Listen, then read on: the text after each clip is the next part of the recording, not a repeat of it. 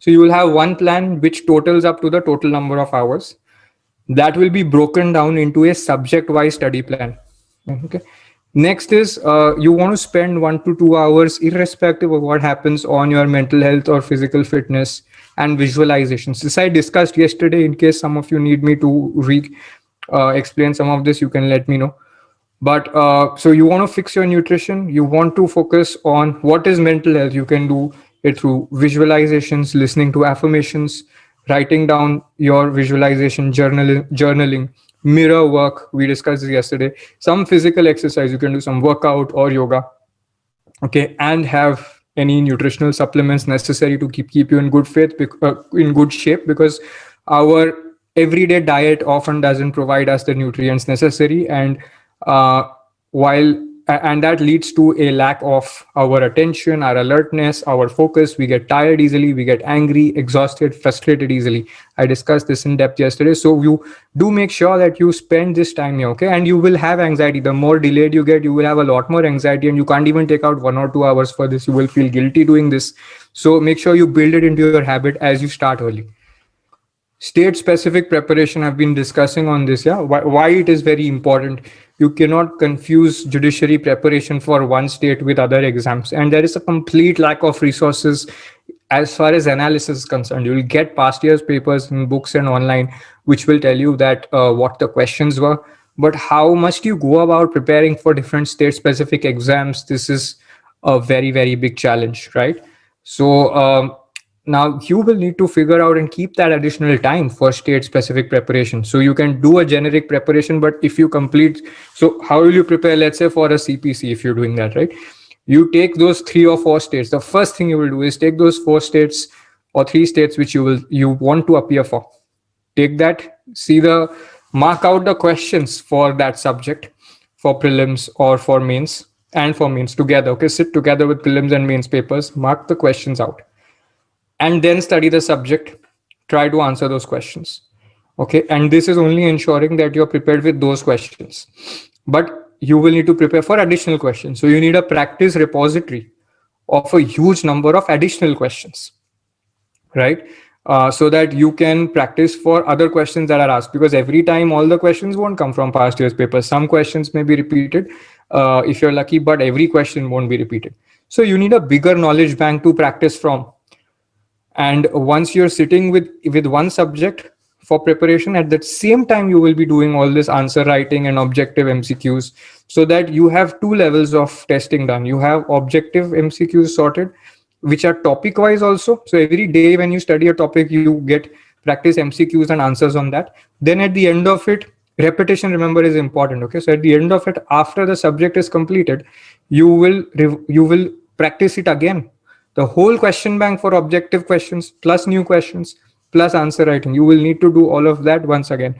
And I'm not saying this out of the blue. You can see any skill, right? Like if you look at doing yoga, stretches, martial arts, swimming, anywhere, any professional sport you look at, you will need to practice repeat the same thing again and again to develop some mastery. So repetition will be important, at least 2 to 3 times, to reinforce your learning. Otherwise you will forget. You may fear that what happens when if I finish CPC in second year and till 5th year I don't revise it. But the thing is that you will need to structure your revisions, but every subsequent time that you revise, you will remember all of it very fast. Okay, so it will taper, the revision time will reduce. The other thing is, so these are some of the other challenges which people don't grapple with in their first attempt, especially in their first attempt, but that's going to be their best attempt. I'm going to explain that in a moment. So what is the challenge here? General studies, answer writing, and judgment writing. Okay, these 3 subjects are peculiar, I would say, with respect to judiciary exams alone, right? So general studies has current GK and static GK. But the flavor of this current GK and static GK again differs from state to state. And there is no fixed duration and there's no fixed textbook that you can use. Okay, of course, you can use a yearbook like Manorama or any other yearbook that is published for competitive exams. But there's a certain flavor that a judiciary GK paper would have. And in some states you have class for static GK, you have class 10 physics, chemistry, bio, some parts of maths, geography, history, all of that covered. Okay, that's part of static GK, and uniquely it pertains to how something India did, some Indian satellite that was launched, and all of that. I was looking at the UP prelims and looking at that. Then international commissions, UN, international organizations, all that is there. Now you can't learn all of that in a rush. It's very problematic because you can't predict exactly what will be asked. Current affairs is still possible. That's the last 1 year. Okay, but what about static GK? And how do you remember this for important milestones, right? So what you want to do is get into the habit of doing this every day, right? Every day, spend 20 minutes, 30 minutes on this. You can't read the newspaper for 1.5, 2 hours. You can't read multiple newspapers for that time. So you want to just keep a focused amount of time. So there is a free resource also that we have. It's called the Daily News Analysis. There's a playlist on lawsikho.com called Daily News Analysis. This is on the YouTube channel of LawSikho. Those of you who are watching us on YouTube, that's where there's a playlist for this. So you can watch, you can subscribe to the LawSikho YouTube channel and visit this playlist. Every day there's a 20-minute audio visual with text identification of important current affairs related news. Okay, so that is one way in which you can build this muscle, because there is audio, there is video, and there is you're reading. So you're doing all three together, plus it's curated and filtered, so you can get into a habit of doing this in 20 minutes, right? Now some of these will go in parallel to your subject wise preparation. That 8-hour plan that I said, you will have it, you will have general studies, answer writing, and judgment writing go in parallel. Now answer writing and judgment writing is something people postpone for the mains. Now compare what is the quality of your work going to be if you are practicing answer writing for 1.5 to 2 months versus yours having done this for 3 years or 4 years. Some of you think that in my legal writing class, or when I study legal writing in 4th year, I will learn something new. But there is no mysterious skill about this.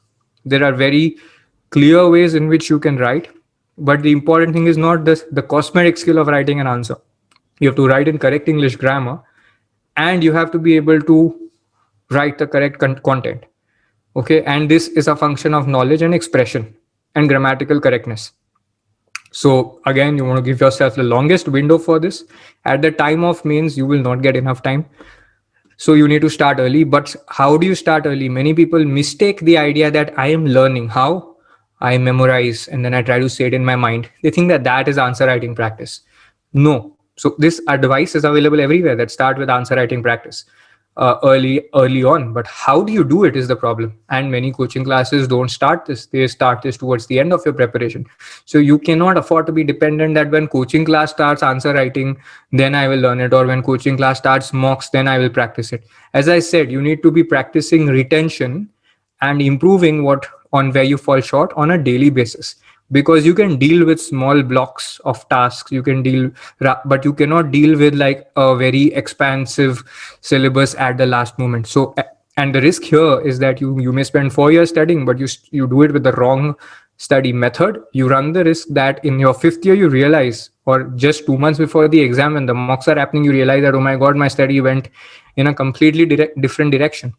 So in order to not face that risk, you want to ensure that you keep practicing retention, and answer writing helps you to even prepare for prelims. And this perspective, I don't hear people say, like, when you look at those MCQ textbooks, you will learn only those questions. But when you practice answer writing, you will realize the kind of the coherence with which you learn and retain information, the connection between different bits of information that gets made, which never gets made when you're practicing MCQs, because it is pure, it looks like it's cramming.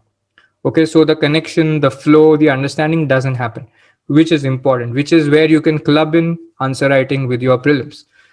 Judgment writing, again, there are states where you have to write judgment writing.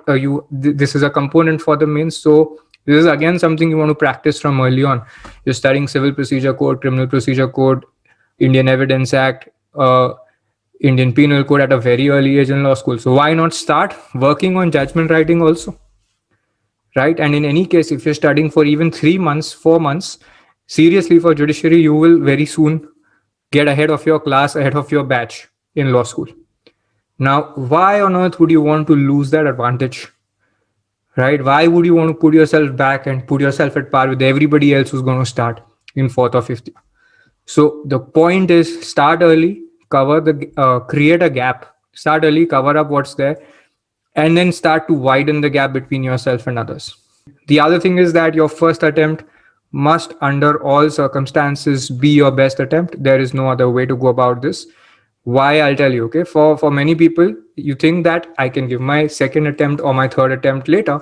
What is the problem? I have more attempts. But the thing is that when you fail to crack it in your second year or third year, when you fail to crack it in the first time, what you will notice is that there will be a lot of psychological pressure. There will be one level of demotivation because of past failure. You will see some of your batchmates who succeeded, they would be going ahead, racing forward with their career. Some people would become judges, others would have taken up other jobs, and you will feel that I'm still sitting on cracking this exam. And you would know other people already, who've spent years trying to crack the same exam, whether it is UPSC, judiciary. That happens, right? And it really drains you out. So in a corner of your mind, you'll be thinking, firstly, you'll be demotivated. You won't have the full energy to work. Secondly, there will be pressure from your family, that, and you will have your own your own responsibility for yourself to think that, okay, when can I get started with my career? How soon can you start? In a corner of your mind, you will want to create backup. So you will want to take up some part-time job or be a junior to someone. And then you will not be able to fully explore that either, because you will be restrained, because you will be like, no, I am giving my second or third attempt. So let me also take out some time for that. So there's a chance that things will move in a more piecemeal way. Plus, the time between your first and second attempt is only 1 year. But if you're right now in first year, second year, third year, the time is huge, right, in comparison. And that's not to chill out, but that's to focus your preparation on this. You've got 2 to 3 years, so you can't even cover that up in your second attempt. If you miss your first attempt, that opportunity is literally gone forever, right? You can give your first attempt the best shot.